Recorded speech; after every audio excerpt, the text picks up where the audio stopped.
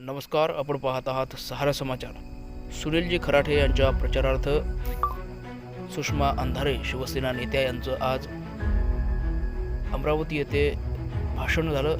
या सभेदरम्यान त्यांनी नवनीत राणा, देवेंद्र फडणवीस आणि भाजपावर मोठ्या प्रमाणात ताशेरे ओढले. पाहूया सुषमा अंधारे यांचं हे संपूर्ण भाषण. माध्यमातून कधी ऑनलाईन कधी टीव्ही चॅनल्सवरून ऐकत आहात की माझी भूमिका काय आहे आणि मी का हे करते. तब्बल 13 जिल्हे आतापर्यंत फिरून झाले आणि 13 जिल्हे फिरल्यानंतर मला खात्रीने जे आत्ता मला जो विश्वास येतोय तो विश्वास माझा सांगतोय की निश्चितपणे राज्यातलं वातावरण बदलत आहे. निश्चितपणे लोकसभेची पुनरावृत्ती पुन्हा एकदा विधानसभेला महाराष्ट्रात होताना दिसत आहे.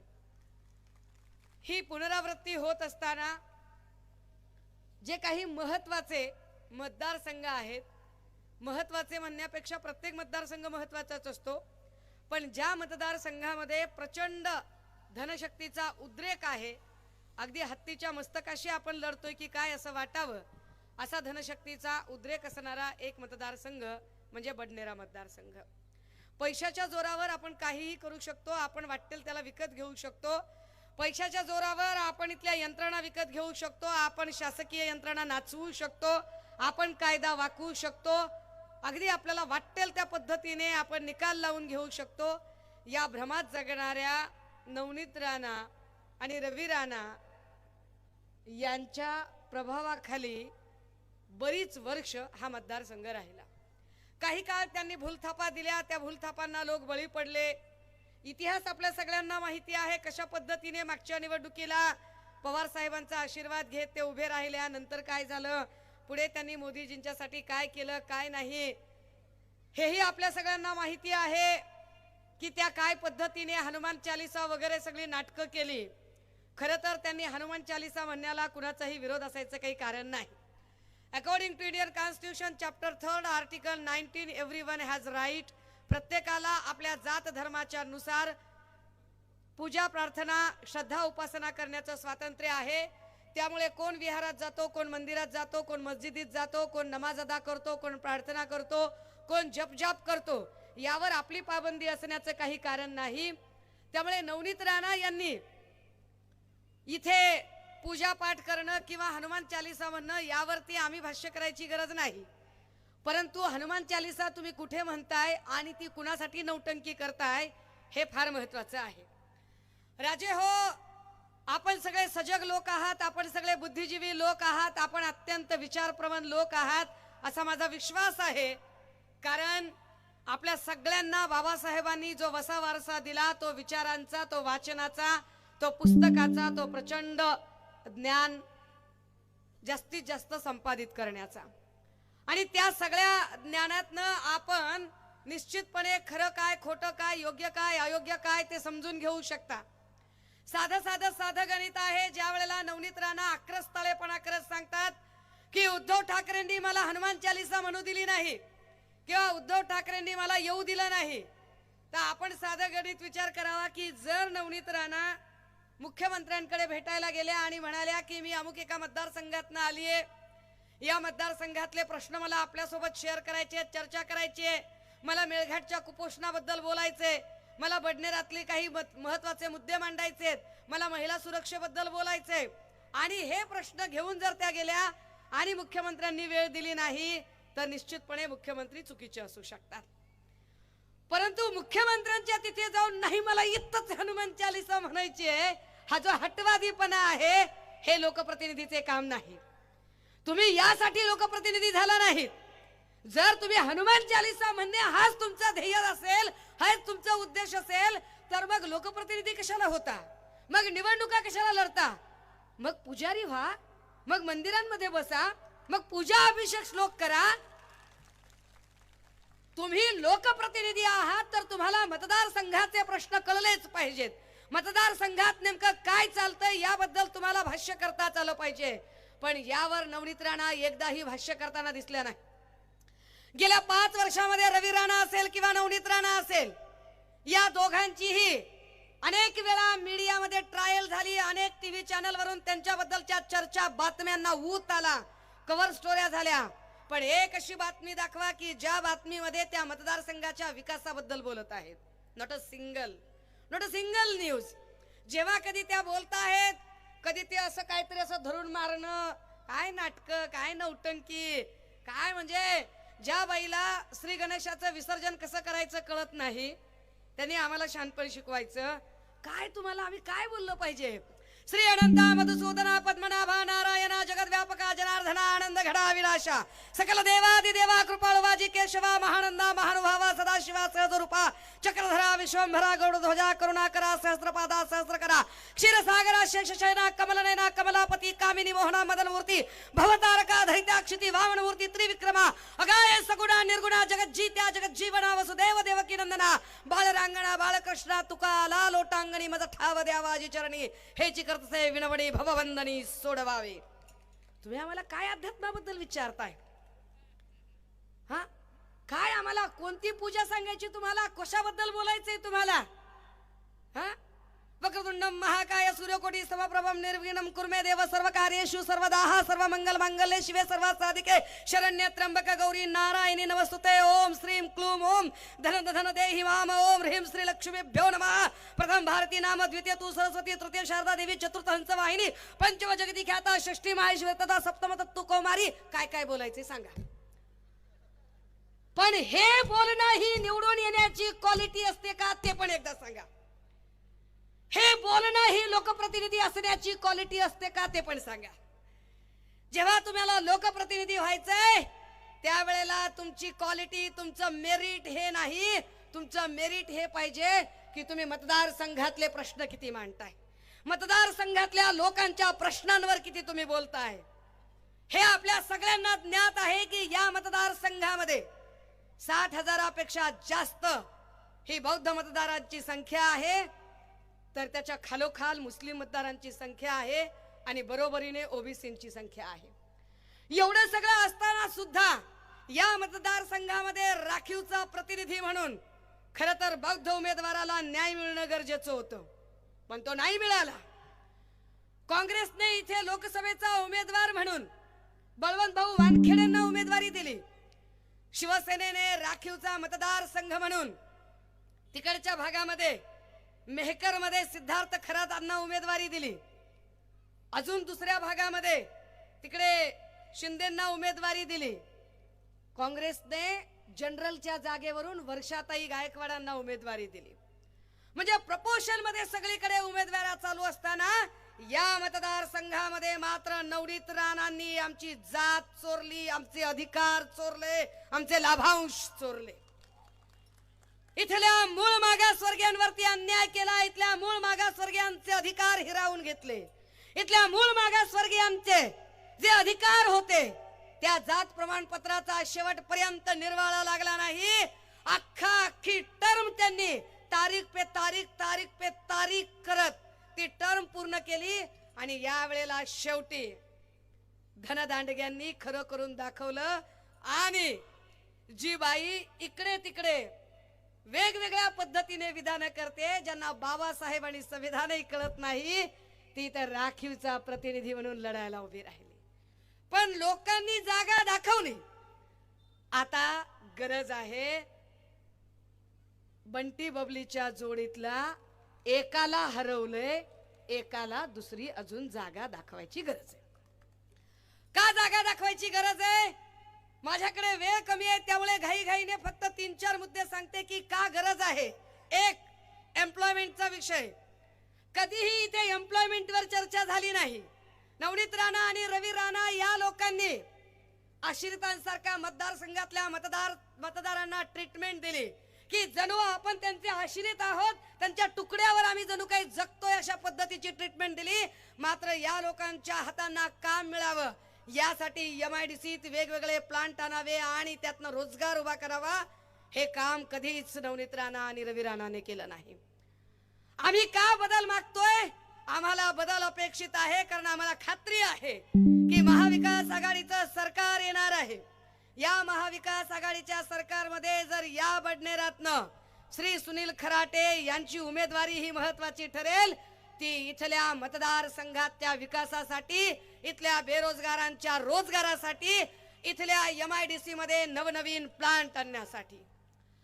आणि ती ग्वाही मी याही पद्धतीने देऊ शकते की सुनील खराटेंच्या बद्दल जेव्हा तुमच्या अपेक्षा असतील आणि तुम्हाला असं वाटेल की ताई तुम्ही आला होतात आमच्याकडे, आम्ही आता कुणाला बोलायचं, तर सुषमा अंधारेचा नंबर अख्ख्या महाराष्ट्रामध्ये गुगल केला तरी सहज सापडतो. आणि सुषमा अंधारे बद्दल अजून तरी कुणी म्हटलं नाही की अननोन नंबर उचलला गेला नाही म्हणून. ज्याचा कुणाचा फोन येतो त्याचा फोन उचलला जातो आणि त्याचं समाधान होईल इतक्या शांत पद्धतीने त्याच्याशी मी बोलत राहते. त्यामुळे या मतदारसंघातल्या प्रत्येक मतदाराच्या ती जबाबदारी ही माझी जबाबदारी असेल. या पक्षाची नुसती एक जबाबदार नेता पदाधिकारी म्हणून नाही, तर अगदी सुनील खराटेची बहीण म्हणून सुद्धा आणि चळवळीच्या विचारांची पाईक म्हणून सुद्धा ही माझी जबाबदारी असेल की मी या मतदारसंघातल्या आमच्या तमाम तरण्या बाणपोरांच्या रोजगाराच्या साठी पहिला आवाज उठवला पाहिजे. का गरजेचा आहे हा बदल? लॉ अँड ऑर्डरचे 3, 13, 9, 18 वाजून गेले. देवेंद्र फडणवीस नावाचा माणूस गृहमंत्री म्हणून सपशेल नापास झाला. कधी काळी लोक एकमेकांना निर्जन रस्त्यात कुठेतरी मारामारी करत असतील, खून दरोडे पडत असतील, पण गेल्या 2.5 वर्षातली परिस्थिती अशी आहे की फेसबुक लाईव्ह करून मारायला लागली माणसं, पोलीस स्टेशन मध्ये ठोकायला सुरू झाली माणसं. बाबा सिद्दकी सारख्या माणसाला वाय दर्जाची सुरक्षा असताना सुद्धा गजबजलेल्या परिसरामध्ये गोळ्या घातल्या गेल्या. या बडनेरामध्ये 15 दिवसात 7 ते 8 खून पडले. ही गुन्हेगारी वाढली कुणामुळे? हे गुन्हेगारीचं क्षेत्र वाढतं कुणामुळे? कारण सत्ताधाऱ्यांच्या आमदारांनी एकच काम केलं. सत्ताधाऱ्याच्या आमदारांनी आपापल्या मर्जीतले PI पोलीस स्टेशनला आणून ठेवले आणि या PI ने काय करायचं, जो कोणी प्रश्न विचारतो त्याच्यावर खोटे नाटे गुन्हे दाखल करायचे. सहज अगदी चळवळीतल्या कार्यकर्त्यांनी जरी प्रश्न विचारला, चळवळीतले कार्यकर्ते कधी मोर्चा आंदोलन घेऊन गेले की लगेच 353 चा गुन्हा दाखल करून टाकायचा. कित्येक कार्यकर्त्यांना जायबंदी केलं, कित्येक कार्यकर्त्यांचं क्रिमिनल रेकॉर्ड तयार केलं, पण जे खरेच गरजू होते त्यांना कधीच न्याय दिला नाही. तुम्ही विचार करा माय मावल्या हो, बदलापूरचं प्रकरण झालं, नवनीत राणाने तिचं तोंड उघडलं का? जेव्हा कधी महिला अन्याय अत्याचाराची घटना घडली, नवनीत राणाने तोंड उघडलं का? भीमा कोरेगावचं प्रकरण झालं, नवनीत राणाने तोंड उघडलं का? चकार शब्दानं ही बाई बोलत नाही, कारण यांना गोरगरिबांच्या प्रश्नाशी देणं घेणं नाही. त्यामुळे आपल्या प्रश्नांशी त्याला देणं घेणं आहे. आपले प्रश्न ज्याला कळतात असा उमेदवार, असा प्रतिनिधी आपल्याला निवडून द्यायचा आहे. म्हणून ही निवडणूक जास्त गरजेची आहे. महागाईचे दर गगनाला भिडलेत आणि त्याच वेळेला इथे भ्रष्टाचाराने पोखरून काढलं. जी भाजपा एकेकाळी सांगत होती आम्ही याच्यावर आरोप करतोय, आम्ही त्याच्यावर आरोप करतोय, त्याच सगळ्या लोकांना घेऊन भाजपा पुन्हा आऊ माऊ चाऊ सगळे मिळून खाऊ असा कार्यक्रम राबवत आहे. या सगळ्या भ्रष्टाचारांना भाजपानेच आश्रय दिलेला आहे. भ्रष्टाचार मुक्त म्हणण्यापेक्षा भाजप हा भ्रष्टाचार युक्त पक्ष झाला. आणि या पक्षाच्या सोबत असणाऱ्या राणा जेव्हा त्यांना असं कळलं की आता भाजपला दलित आणि मुस्लिमांची मतं मिळूच शकत नाही, त्यावेळेला आतून भाजप सोबत युती ठेवली. आणि आतून भाजप सोबत युती मात्र बाहेर न दाखवताना आम्ही एका वेगळ्या पक्षाचे आहोत असं म्हणायचं. का? कारण दलित आणि मुस्लिमांची मतं थेट भाजपला मिळू शकत नसतील तर आपण वेगळ्या पक्षाचे आहोत असं सांगत दलित आणि मुस्लिमांची मतं चकवा देऊन घेण्यासाठी म्हणून या पद्धतीचं इथं गलिच्छ राजकारण केलं गेलं. आमच्या पक्षात काही पदाधिकारी होते, धाने बिने काहीतरी नावाचे होते पदाधिकारी.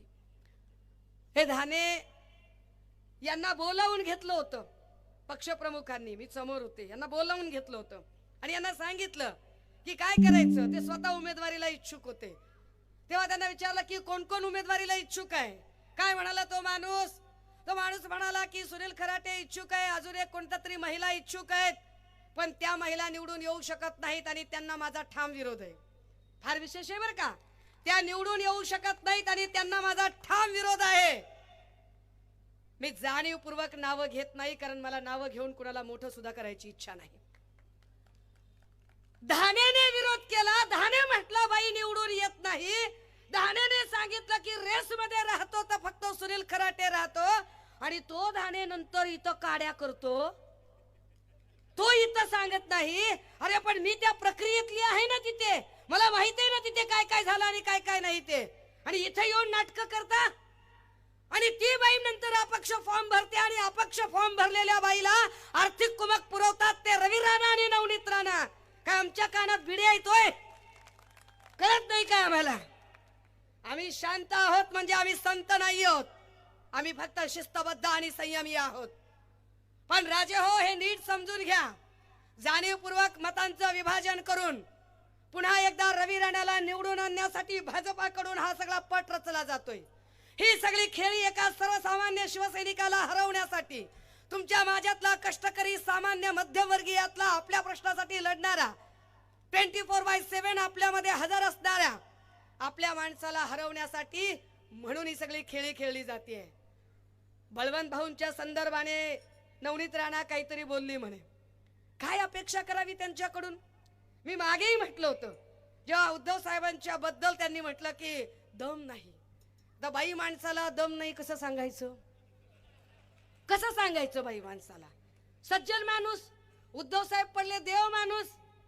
तेव्हाही मी त्यांना सांगितलं होतं की सत्ता गेल्यानंतर सुद्धा भाजपचे 105 आमदार, आमच्याकडून गेलेले 40 गद्दार, आसाम, गुजरात, गोवा आणि महाराष्ट्राची पोलीस यंत्रणा, केंद्रातलं ईडी, सीबीआय, इलेक्शन कमिशन आणि सोशल मीडियावर भाजपचे काम करणारे हजारो लावारिस बेवारस पेट्रोलर्स, या सगळ्यांना जो पुरून उरतो त्यांचं नाव आहे उद्धव बाळासाहेब ठाकरे.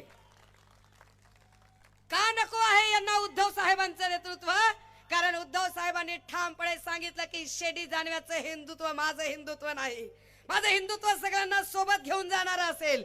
त्यांनी ठामपणे सांगितलं की तुमच्यासारखी जातीवादी भाषा करून घर लोकांची, गोरगरिबांची घरं पेटवणारा विचार माझा असू शकत नाही. त्यापेक्षा गोरगरिबांच्या चुली पेटवणारा विचार हा माझा विचार आहे. त्यांनी स्पष्टपणे सांगितलं की डोळ्याला पाणी लावून नम नम म्हणणारं माझं हिंदुत्व नाही, तर गोरगरिबांच्या डोळ्यातलं पाणी पुसणारे हिंदुत्व म्हणजे माझे हिंदुत्व आहे. आणि त्यामुळे इथला मराठा, साळी, माळी, कोळी, तेली, तांबोळी, आतार, बागवान, सुतार, लोहार, कुंभार, गारोडी, बेरड, बेस्तर, बेलदार, रामोशी, आरादी, भराडी, गोंधळी, सिक्कलगार, पारधी, कैकाडी, घिसाडी, जोशी, माकडवाले, पोपटवाले, अस्वलवाले, चित्रकथी, 18 पगड जातीचे लोक म्हणाले की हा आमचा नेता असू शकतो. महाराष्ट्र सगळा जातीवाद आणि धर्मवादाने पेटलेला असताना हे उद्धव ठाकरे आमचे कुटुंब प्रमुख असू शकतात, ज्यांनी कोरोनाच्या काळात आमची काळजी घेतली. पण त्या उद्धव ठाकरेंच्या आजारपणाचा गैरफायदा घेऊन तुम्ही काय धर्मवीर 2 पिक्चर काढता? आम्ही सत्ता आल्यावर तुम्हाला पिक्चर दाखवतो की उद्धव साहेब मरणाच्या दाढेत असताना काय पद्धतीचं गलिच्छ राजकारण करून हा राजपाट हिरावून घेतला. अलीबाबा 40 चोर एक कहाणी असेल, आम्ही तुम्हाला पिक्चर दाखवू देवेंद्र बाबा और 40 गद्दार कैसे होते हैं, सो आम्ही तुम्हाला दाखवू. काही निवडणूक महत्वाची आहे राजे हो. काल परवा देवेंद्र फडणवीसांनी एक वाह्यात विधान केलं. जे देवेंद्र फडणवीस स्वतःच्या बायकोला सुरक्षा देऊ शकत नाही, ते महाराष्ट्राच्या लेकी बाळींना काय सुरक्षा देतील? सभागृहाच्या पटलावर स्वतः देवेंद्र फडणवीस म्हणतात की माझ्या बायकोवर स्पाईंग झालं, माझ्या बायकोवरती कोणीतरी व्हिडिओने रेकॉर्डिंग केलं, मला लक्षात आलं नाही. अहो, तुमच्या बायकोला जर तुम्ही सुरक्षा देऊ शकत नाही तर आम्हाला काय सुरक्षा देणार? हा, ज्या देवेंद्र फडणवीसांना अजिबात जो माणूस काम करू शकत नाही, तो देवेंद्र फडणवीस काय सांगतायत की राहुल गांधी यांच्या हातात एक लाल पुस्तक होतं आणि ते अर्बन नक्षलवादाला खतपाणी घालतायत. लाल पुस्तक होतं? लाल पुस्तक म्हणजे मामूली पुस्तक वाटलं का तुम्हाला? लाल रंगांचं राजकारण करता तुम्ही? अरे लाल रक्ताचा रंग असतो. उगवतीच्या सूर्याचा पहिला रंग हा रक्त लालच असतो. तुम्ही ज्या लक्ष्मीला आणि गणपतीला फुलं वाहताना जास्वंदीची ती लालच असतात. अध्यात्माची गाणी गाताना कसा गणपतीचा गोंडा बघा, चौरंगी लाल बावटा ग, चौरंगी लाल बावटा ग. या गाण्यातला लाल बावटा तुम्हाला नक्सली वाटेल का देवेंद्रजी? मला सांगा एकदा. काय म्हणताय देवेंद्र फडणवीस की लाल पुस्तक हातात घेतलं ते सगळे अर्बन नक्सली आहेत. राजे हो, हे लाल पुस्तक माझ्या हातात आहे. हे ते लाल पुस्तक आहे. काय आहे हे लाल पुस्तक?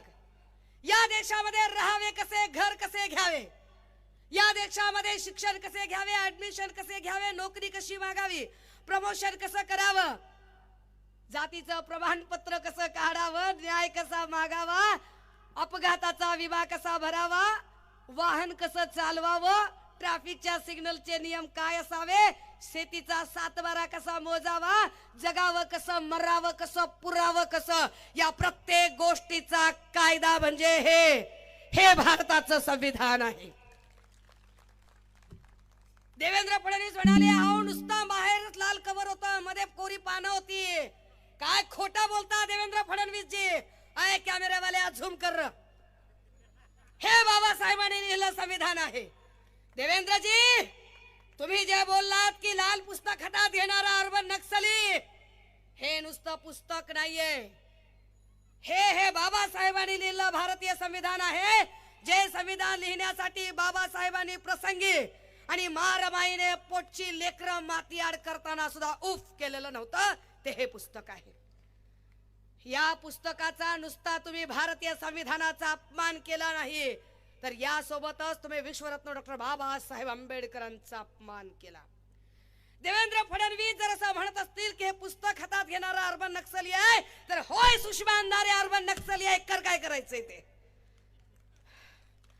राजे हो, या देशात जाणीवपूर्वक संविधानाला अशा पद्धतीने हादरे देण्याचं काम जर भाजपा करत असेल, तर भाजपालाच आता खेचून खाली आणायची जबाबदारी आपल्यावर आहे आणि ती जबाबदारी 20 तारखेला आपल्याला पार पाडायची.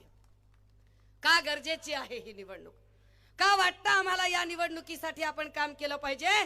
कारण महाविकास आघाडीमध्ये सन्मान्य पक्षप्रमुख उद्धव साहेबांनी सांगितलं की जुन्या पेन्शन योजनेसाठी जी माझी सगळे भाऊ झगडत आहेत, सत्ता आल्यानंतर शिवसेना उद्धव बाळासाहेब ठाकरे पक्षाचं पहिलं ध्येय असेल की जुना पेन्शन योजनेचा प्रश्न मार्गी लावणं आणि जुनी पेन्शन योजना पुन्हा पूर्ववत करणं. आमचं दुसरं महत्वाचं ध्येय असेल की शिक्षण हे वाघिणीचं दूध आहे, जो पिल तो गुरगुरल्याशिवाय राहणार नाही. त्यामुळे फक्त मुलीच नाही तर मुलींइतकंच मुलांचं शिक्षण सुद्धा मोफत करणं ही जबाबदारी असेल. आणि म्हणून जेव्हा भाजपा म्हणते की 1 नेशन 1 इलेक्शन, तेव्हा शिवसेना सांगत आहे, उद्धव बाळासाहेब ठाकरेंचा पक्ष सांगत आहे 1 नेशन 1 इलेक्शन नाही, 1 नेशन 1 एज्युकेशन.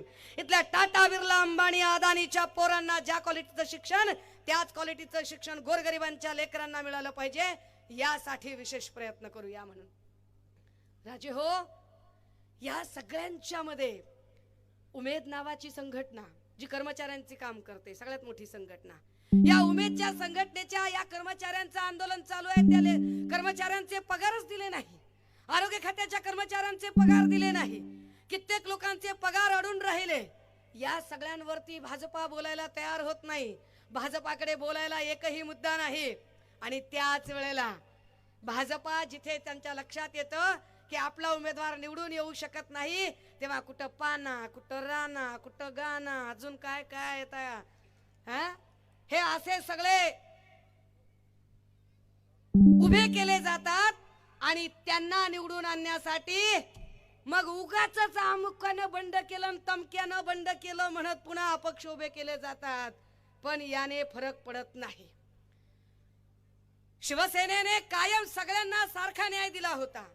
याही मतदारसंघातनं ज्या उमेदवाराने इथून बंडखोरी करत फॉर्म भरायचं ठरवलं, त्याला आम्ही बंडखोरी म्हणत नाही, त्याला आम्ही गद्दारी म्हणतो.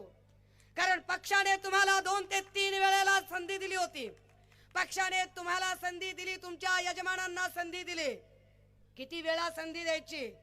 काय सर्वसामान्य कुटुंबातल्या एखाद्या कार्यकर्त्याला संधीच मिळू नये? सर्वसामान्य कुटुंबातल्या कार्यकर्त्याने उभंच राहू नये? शिवसेनेची कायम ही भूमिका राहिली. अनेक लोक म्हणाले, जागा वाटपामध्ये पत्रकार म्हणाले, अहो बघा म्हणे बाकी सगळ्या पक्षांचे उमेदवार किती ताकदवर आहेत, किती श्रीमंत आहेत, कारखानदार आहेत, उद्योगपती आहेत. असं कसं केलं म्हणले? उद्धव साहेबांनी जे उमेदवार उभे केलेत ते अगदी साधे आहेत. होय, हाच आमच्या पक्षाचा फंडा आहे.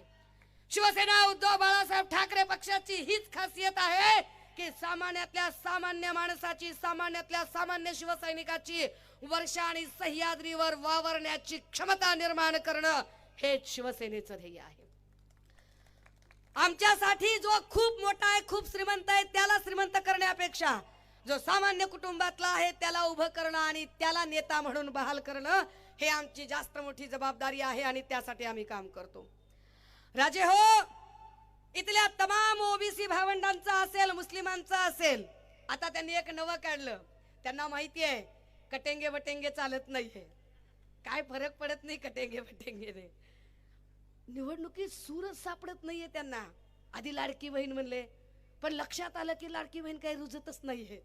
15 जिल्हे फिरले हो, बायकांना म्हटलं काय कसं आहे, कित्येक ठिकाणी बायका सांगतात त्याच्या काय 1500 टिकल्यावर बसलो होय आम्ही. लेकी बाळींना सुरक्षितता देत नाही. आमच्या 3-3 वर्षाच्या लेकरांवरती जर अन्याय अत्याचार होत असतील, काय जाळायचेत काय त्याचे पैसे? डायरेक्ट बायका म्हणतात. लक्षात आलं की हे काही बहिणी असलं काही चालत नाही. मग त्यांनी कटेंगे बटेंगे सुरू केलं. अरे काय काय कटेंगे रे, काय काय बटेंगे रे? ना कटेंगे ना बटेंगे ना हटेंगे, हम डटेंगे, हम लढेंगे, हम जीतेंगे, ताकदीने सांगितलं. मग आता नवं आणलं त्यांनी, अजून नवं. नुसते चक्रम सारखे करायला लागलेले. आत्ता एक व्हिडिओ, मला एवढ्या लांबून तो व्हिडिओ कदाचित तुम्हाला दाखवता येणार नाही, मी व्हिडिओ इथे पाठवते. एका दलित युवकाला तो फक्त फोटोत का आला म्हणून भाजपाचे रावसाहेब दानवे त्याला सगळ्यांच्या समोर लात घालतायत, डायरेक्ट लात घालतायत. सुनील भैया मी व्हिडिओ देते. मी आता बळवंत भाऊंना व्हिडिओ दाखवला, मी आता गवई साहेबांना सुद्धा व्हिडिओ दाखवला. काय केवढी मस्ती आहे. तुम्ही जर अशा पद्धतीने लोकांना लाथा घालत असाल तर कसं दाखवू शकू आपण? दाखवा, लगेच दाखवा, चला दाखवा, दाखवा व्हिडिओ दाखवा. म्हणजे यांच्या डोक्यात किती माज आहे, किती सत्तेची मस्ती आहे. ती मस्ती काय पद्धतीने गेली नाही, त्याच्यात आहे. ते लाईव्ह आता बंद करावं लागेल आपल्याला. सत्तेची हवा किती यांच्या, आपण देऊया सगळ्यांना, जाऊ दे. सत्तेची किती मस्ती यांच्या डोक्यामध्ये गेलेली आहे. ती मस्ती जर बघायची झाली तर ती मस्ती या निमित्ताने दिसू शकते की काय पद्धतीचं गलिच्छ राजकारण ही माणसं करताहेत आणि काय पद्धतीचं. भैया मी तुमच्या मोबाईलवर पाठवला, बघा.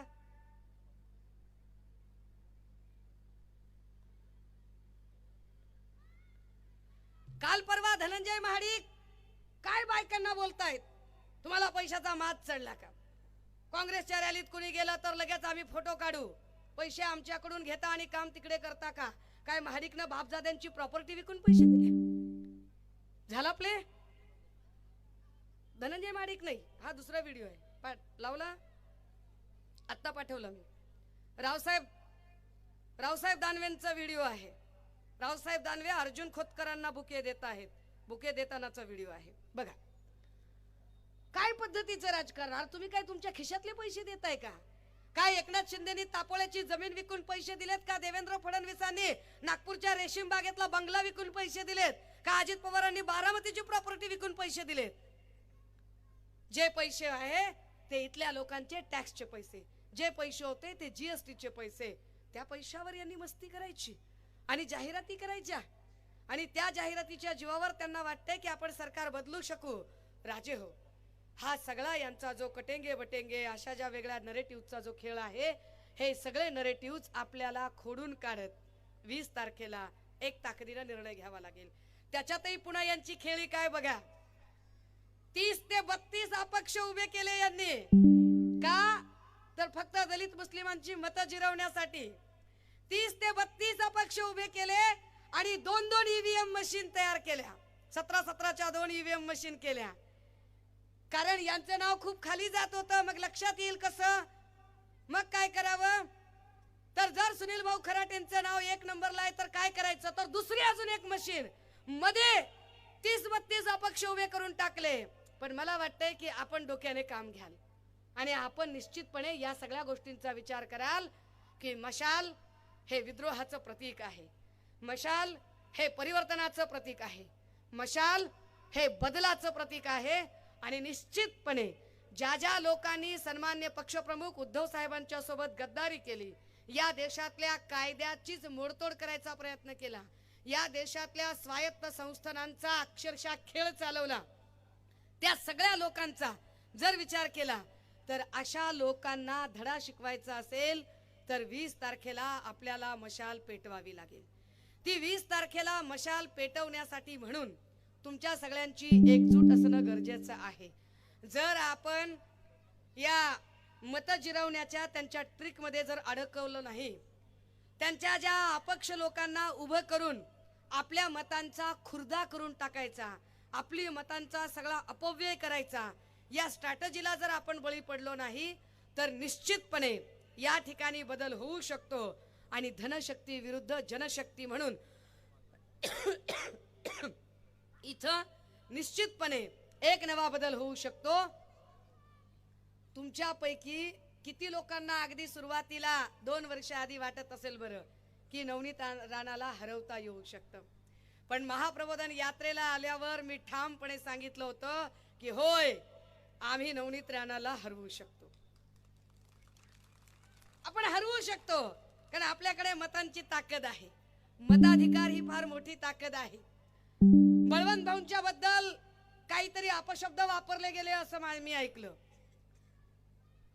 नवनीत राणा यांना जो एक मुजोरपणा त्यांच्या अंगात भिनलेला आहे, त्या मुजोरपणामुळे त्या वाटेल त्याला बोलू शकतात, पण संसदीय राजकारणातला खासदार, संसदीय जिथे कायदे मंडळ आहे तिथला एक लोकप्रतिनिधी जो इथल्या करोडो लोकांचं प्रतिनिधित्व करत आहे, अशा व्यक्तीच्या बद्दल इतका जातीवाद करत वक्तव्य करणं, हे या लोकांमध्ये इतकी ताकद, इतकी हिम्मत येते कुठून? ही मुजोरी येते कुठून?